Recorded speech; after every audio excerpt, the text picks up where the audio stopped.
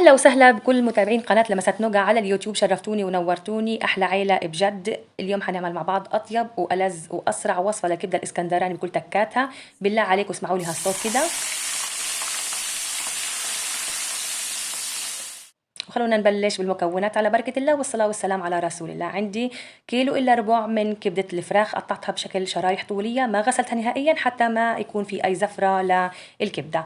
عندي حباية فليفلة خضرة وقرن فلفل أخضر حار وقرن فلفل أخضر حار تاني دقيته مع 5 ضروس من الثوم وشوية ملح. بالنسبة للبهارات الأصلية للوصفة، معلقة صغيرة من الكزبرة، معلقة صغيرة من الكمون، ونص معلقة صغيرة من الفلفل الأسود. بس هيك بهارات ما نكتر حتى نستطعم ونحس بالطعم الأصلي للوصفة. ومعلقة صغيرة من الملح، فينا نكتر أو نقلل حسب الرغبة. وطبعا بالنسبة للمادة الدهنية اللي بدنا نشوح فيها الكبدة، معلقة كبيرة من الزبدة و5 معالق من الزيت النباتي، وبطبيعة الحال وبكل تأكيد معلقة كبيرة من الخل أو عصرتين من الليمون.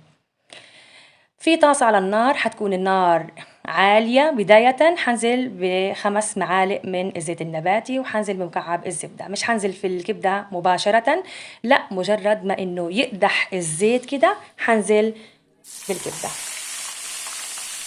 زي ما حضراتكم شايفين كده. وبوزع الكبدة على المقلاة او في اسفل المقلاة، وبحاول قدر الامكان ما احرك في هاي الاثناء حتى تتشمع الكبدة من الأسفل وتاخد تحميرة كده. والهدف إنها تضلها لحتى تضلها محافظة على قوامها وتضلها جوسي وطرية من جواتها. بعد ما تتشمع من الأسفل كده بأديها تقليبتين، وحنزل طبعا بالتوابل زي ما قلنا، الملح والكزبرة والكمون والفلفل الأسود. طبعا المكونات حتكون مكتوبة لحضراتكم زي ما عودتكم كده في صندوق الوصف.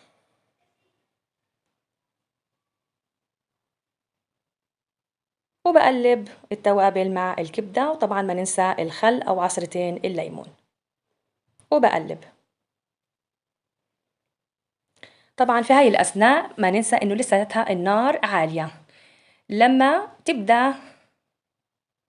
يبدأ الصوص كده يقل ويتبخر في قاع القلاية، بهدي النار للمتوسطة كده، وحنزل بالدقة زي ما قلت لكم 5 ضروس توم وفلفل أخضر حار. طبعا فيكم تستغنوا عن هاي المرحلة وتضيفوا 5 ضروس من التوم المفروم مش المدقوق. وحنزل بالفليفلة، إذا توفرت الفليفلة الملونة برضو بيأدي نفس الغرض، وقرن فلفل أخضر تاني حار. طبعا إذا كنتوا بتحبوها سبايسي حتزيدوا قرنين 3 من الفلفل الحار، هذا بيرجع لكم. بقلب، طبعا بضلني أقلب كده لحتى تدبل حباية الفليفلة. ما بديها تدبل على الأخير، بس يكون هيك فيها قرشة. بعد كده بطفي النار. والله يا جماعة ريحتها بتاخد العقل. وطبعا بحطها في طبق التقديم. في هاي الأثناء طبعا كنت محضرة البطاطس المقلية مع المخللات مع الطحينية، وبكل تأكيد حنحط معاها قطع من الليمون. وإن شاء الله الوصفة عجبت حضراتكم، وإذا عجبتكم لا تنسوا تدعمونا بأحلى لايك وشير وكومنت وسبسكرايب وتفعيل الجرس لحتى يوصلكم كل جديد. وإلى اللقاء في فيديو آخر ووصفة أخرى. كانت معكم نجوى عوض من قناة لمسات نوجا، مع ألف سلامة.